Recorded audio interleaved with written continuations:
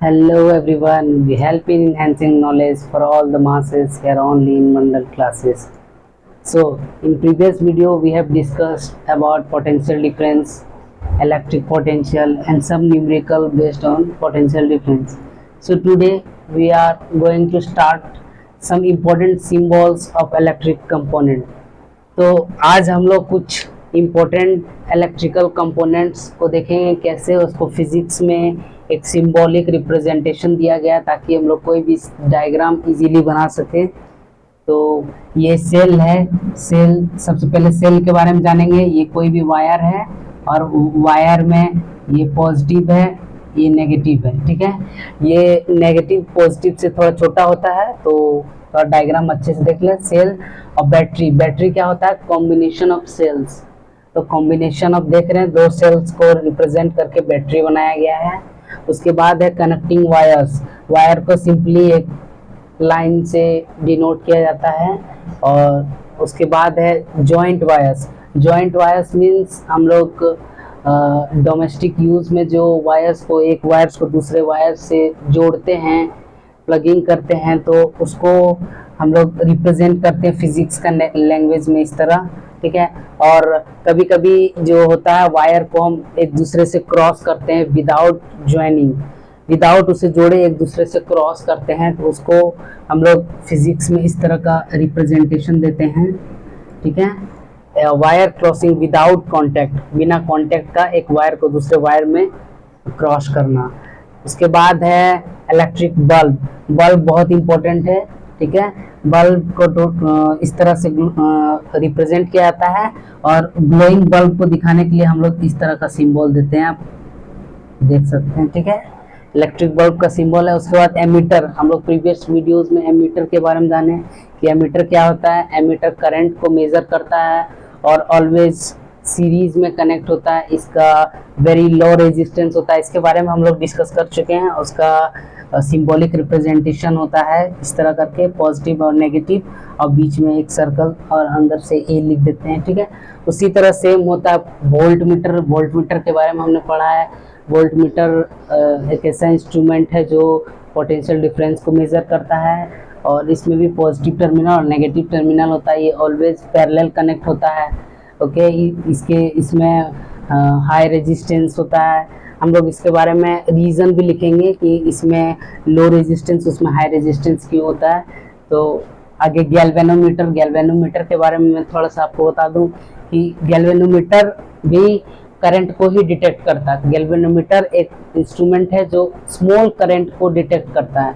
तो एमीटर और गैल्वेनोमीटर में यही अंतर है कि एमीटर जो है नॉर्मली करंट को सर्किट में कितना जा रहा है उसको मेजर करता है, मगर गैल्वेनोमीटर जो होता है स्मॉल से स्मॉल करंट को डिफ्लेक्शन शो करता है, जो कि हम लोग पढ़ेंगे जब हम लोग करंट को इंड्यूस करेंगे मैग्नेटिक इफेक्ट से, तब गैल्वेनोमीटर का यूज करेंगे हम लोग।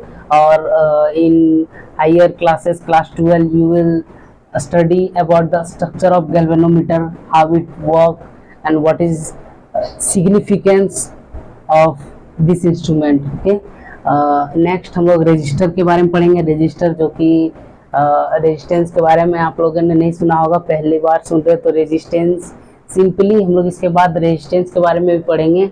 रेजिस्टेंस आप समझ जाइए, जब कोई कंडक्टर में हम इलेक्ट्रिक करंट को पास करते हैं तो उसमें कुछ ना कुछ ऐसे पार्टिकल्स होते हैं कुछ जो करंट को ऑब्स्टेकल प्रोड्यूस करते हैं, जो करंट को एक जगह से दूसरे जगह मूव करने में प्रॉब्लम करते हैं।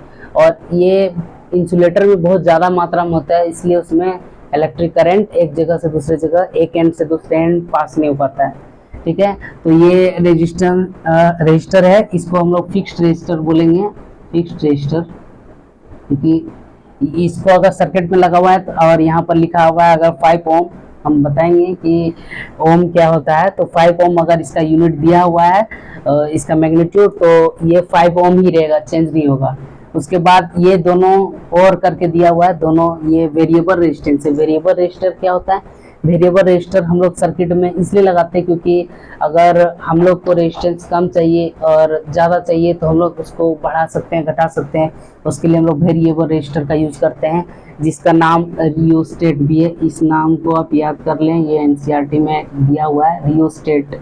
ठीक है, रियो स्टेट बोलते हैं इसको, वेरिएबल रजिस्टर को, ठीक है। उसके बाद इलेक्ट्रिकल फ्यूज है। फ्यूज हम लोग बचपन में हम लोग देखते थे, उन दिनों जब हम लोग का घर में सर्किट में फ्यूज हुआ करता था। अब तो एमसीबी होता है। फ्यूज क्या होता था, एक मेटालिक वायर उसमें लगा हुआ रहता था, कॉपर वायर, उस छोटा सा ऐसे करके लगा हुआ रहता था ऐसे बोर्ड में। और ये जो होता है हम इसको आसानी से निकाल भी सकते थे, डाल भी सकते थे, ठीक है। और ये क्या करता था, हमारे सर्किट को शॉर्ट सर्किट होने से बचाता था। जब हाई वोल्टेज हम लोग का घर में अचानक आ गया तो जो सर्किट है अचानक ब्रेक नहीं होगा। ये फ्यूज क्या होगा अपने आप में, ये वैसे तो ये बहुत ज़्यादा रेजिस्टेंस का नहीं होता था, लेकिन ये जब हाई वोल्टेज प्रोड्यूस होता था, हाई वोल्टेज जब आता था हम लोग घर में अचानक, तो ये फ्यूज जल जाता था। इसमें जो वायर लगा हुआ होता था वो जल जाता था, जिससे हम लोग का सर्किट में करंट पास नहीं होता था, और हम लोग का करंट या इलेक्ट्रिकल अप्लायंसेस जैसे टीवी, फ्रिज, एसी वगैरह में कोई डिस्टरबेंस नहीं होता था, शॉर्ट सर्किट होने का चांसेस नहीं होता था। फिर भी जब ये वो बहुत ज़्यादा कारगर सिद्ध नहीं हुआ, इसलिए आगे जाकर एमसीबी का मतलब यूज़ होने लगा रेगुलर यूज़ में, रेगुलर हाउसेस में। तो एमसीबी क्या है, एमसीबी ऑटो कट मशीन है, हम लोग पढ़े मिनिएचर सर्किट ब्रेकर उसका होता है फुल फॉर्म। तो वो क्या होता है, अचानक ऐसे ही लगा हुआ रहता है बोर्ड में एमसीबी, ऐसे छोटे छोटे बटन करके ऐसे लगा हुआ रहता है ऐसे, ठीक है। और जब भी यहाँ से कनेक्टेड रहता है कोई वायर से, ठीक है। और जब भी अचानक कोई बहुत ज़्यादा मात्रा में इलेक्ट्रिक करंट आ गया तो ये अचानक शट डाउन हो जाता था, नीचे हो जाता, ठीक है। ये स्टॉप कर देता है, आगे करंट को पास नहीं होने देता है। इससे क्या होता है, फ्यूज जलने के बाद हम लोग को रिप्लेस करना पड़ता था। और एमसीबी जब गिर जाता है तो जब हमारा इलेक्ट्रिक करंट सही मात्रा में आने लगे तो उसको ऊपर उठा सकते हैं हम लोग और फिर रेगुलर यूज़ कर सकते हैं। एज स्विच के जैसा यूज़ होता है ये एमसीबी, हम लोग का रेगुलर हाउस में यूज़ होता है, ठीक है। उसके बाद इलेक्ट्रिकल फ्यूज के बारे में हमने देख लिया, इलेक्ट्रिकल फ्यूज का सिंबल है। उसके बाद अर्थिंग, अर्थिंग समझते हैं आप लोग? अर्थिंग आपने कभी बोर्ड देखा होगा अपने घर में, तो देखा होगा उसमें 3 वायर होते हैं, रेड, ग्रीन, ब्लू, ठीक है।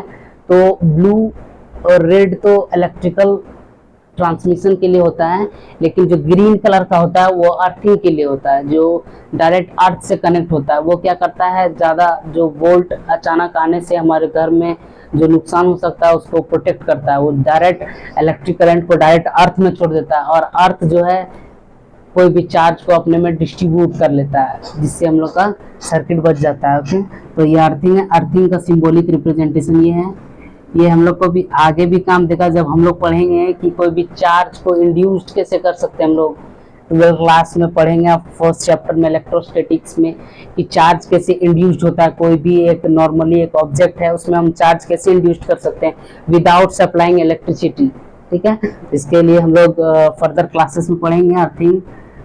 उसके बाद ये क्लोज की है। क्लोज की मीन्स सर्किट में अगर आप क्लोज कर दें तो उसमें इलेक्ट्रिक करंट पास होने लगता है। और ये एक लास्ट है, ये 15 नंबर था, ठीक है, सॉरी, ये 15 नंबर है। ये ओपन किया है, ओपन करने पर सर्किट में करंट फ्लो नहीं करता, ठीक है। तो ये रहा some important symbols of electric component, कुछ इम्पोर्टेंट है सिंबल्स। अब इसका यूज क्या होता है, इसका यूज करके हम लोग सर्किट बनाएंगे। क्या सर्किट बनाएंगे? अब क्वेश्चन मन में आ रहा होगा कि रिप्रेजेंटेशन, सिंबॉलिक रिप्रेजेंटेशन देने का क्या जरूरत था। तो सिंबॉलिक रिप्रेजेंटेशन देना बहुत जरूरी था, क्योंकि एमीटर को आप ओरिजिनली जब एमीटर, वोल्ट मीटर वगैरह को देखेंगे तो एक मशीनरी टाइप का इंस्ट्रूमेंट होता है, उसको ड्रॉ करना थोड़ा अटपटा सा है। इसीलिए फिजिक्स में इसको स्पेशल सिंबॉलिक रिप्रेजेंटेशन दिया गया ताकि इजीली कोई भी ड्रॉ कर सके।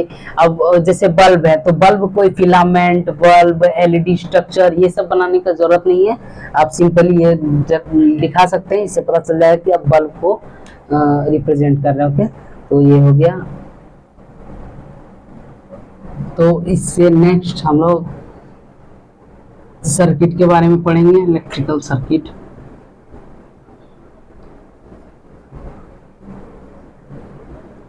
फिजिक्स बहुत ही इंटरेस्टिंग सब्जेक्ट है, आप बस इसको समझें और समझने के बाद हो सके तो एनसीईआरटी बुक को जरूर रीड करें, और कुछ क्वेश्चन हो तो कमेंट करें। नेक्स्ट हम लोग क्या पढ़ने वाले थे? Electric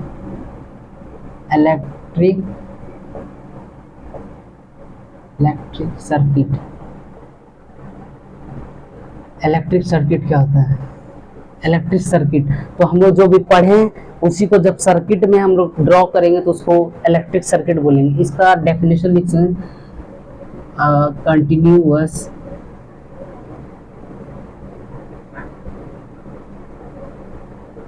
conducting path consists of electrical wire,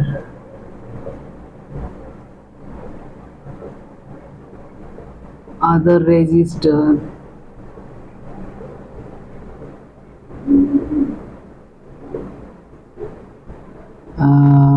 और कुछ bulb etc. A continuous conducting path consists of electric wire, other resistance, bulb, etc. is known as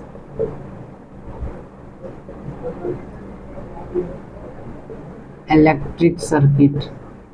okay, तो सर्किट क्या होता है? सिंपली कंडक्टिंग पाथ है जो कि कंसिस्ट करता है इलेक्ट्रिक वायर, जो हम लोग अभी जिसका सिंबॉलिक रिप्रेजेंटेशन किए उसको, ठीक है।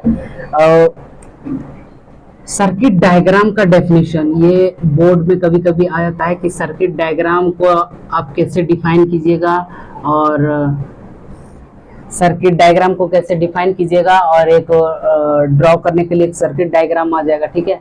तो पहले सर्किट डायग्राम का डेफिनेशन लिख लें। डायग्राम यही चीज सेम चीज है, बस ये डायग्राम के फॉर्म में इलेक्ट्रिक सर्किट, जहां पर हम लोग दिखा रहे हैं कि क्या किस किस चीज का यूज करके हम लोग डायग्राम बनाएंगे, ठीक है। Diagram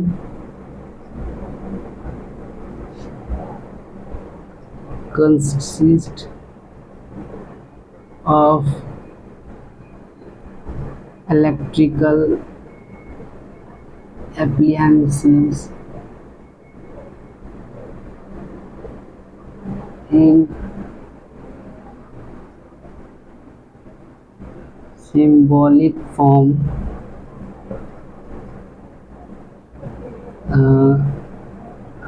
bulb,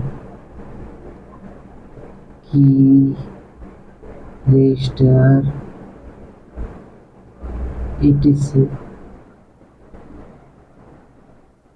is known as circuit diagram.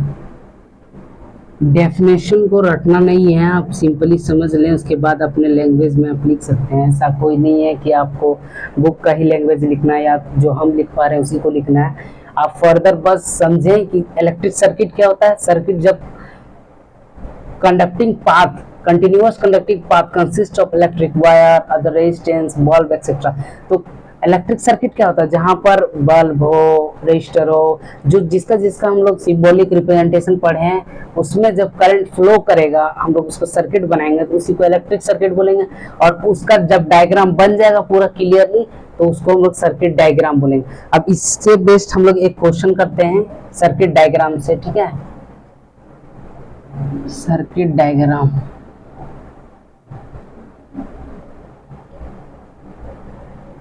ठीक है। सर्किट डायग्राम तो एक क्वेश्चन है, draw a circuit diagram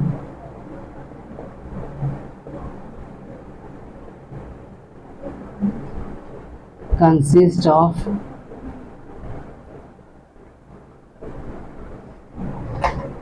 ammeter, voltmeter, bulb, key and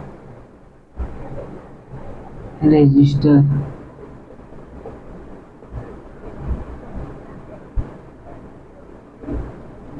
ठीक है, तो हम लोग कैसे ड्रॉ करेंगे देखते हैं। एक सिंपली ये वायर है, ठीक है, हम लोग पढ़ चुके हैं, ठीक है। ये हमारा स्विच रहा, ठीक है, क्लोज स्विच और ओपन स्विच के बारे में पढ़ चुके हम लोग। ये क्लोज स्विच है, ठीक है। ये वोल्ट मीटर है, ठीक है, इसके बारे में पढ़ा हमने। ये बल्ब है, ठीक है, पॉजिटिव नेगेटिव है, ठीक है। उसके बाद क्या डालना है, एमीटर, ये रहा एमीटर, ठीक है। तो वोल्ट मीटर पैरेलल में कनेक्ट है और एमीटर सीरीज में कनेक्ट है, ठीक है। बल्ब हो गया, की हो गया, और एक रजिस्टर डाल देते हैं।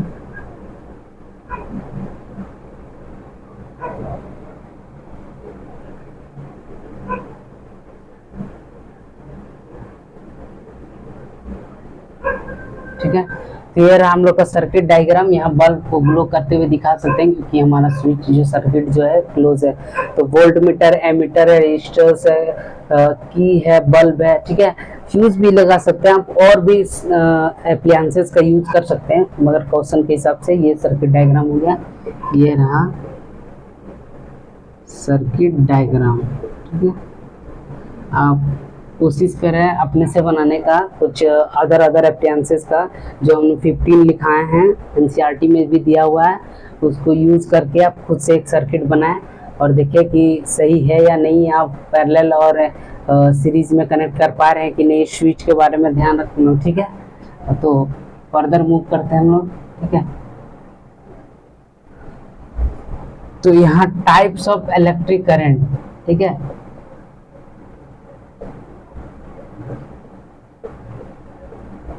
टाइप्स ऑफ इलेक्ट्रिक करंट, ये सर्किट के बेसिस पर है।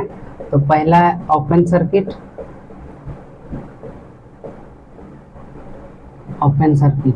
तो ओपन सर्किट कब बोलेंगे, when there is no flow of electric current.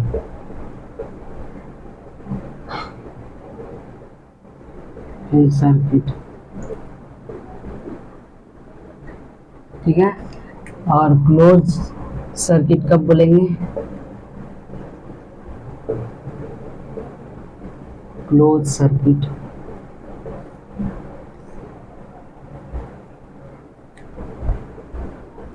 when there is flow of electric current in circuit।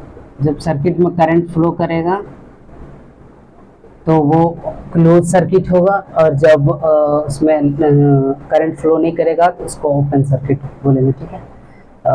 ठीक है, उसके बाद हम लोग दो क्वेश्चन कर लेते हैं, एमीटर, दो क्वेश्चन कर लेते हैं एमीटर और वोल्ट मीटर वाला, ठीक है।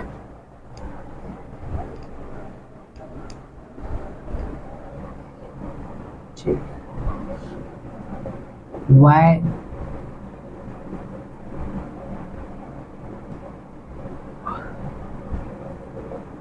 ammeter has low resistance। ये इम्पोर्टेंट क्वेश्चन है, ठीक है, इम्पोर्टेंट क्वेश्चन है। Why ammeter has low resistance, ammeter, तो इसका आंसर क्या है, ammeter has very low resistance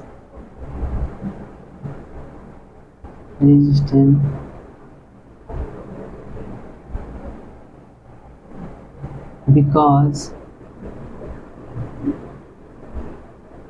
it ammeter has very low resistance because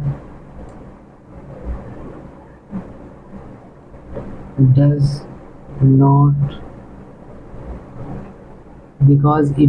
does not interfere in flow of electric current।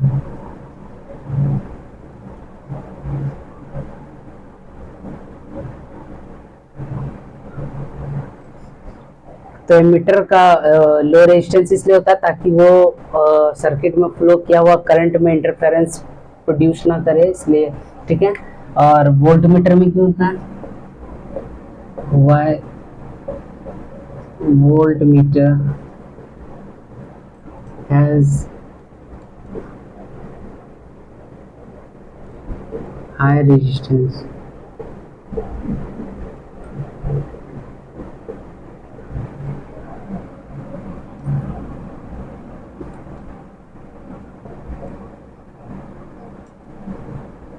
voltmeter has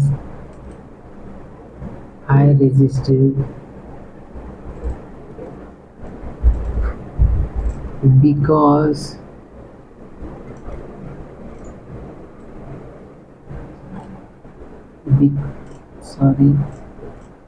because to detect small current in the circuit.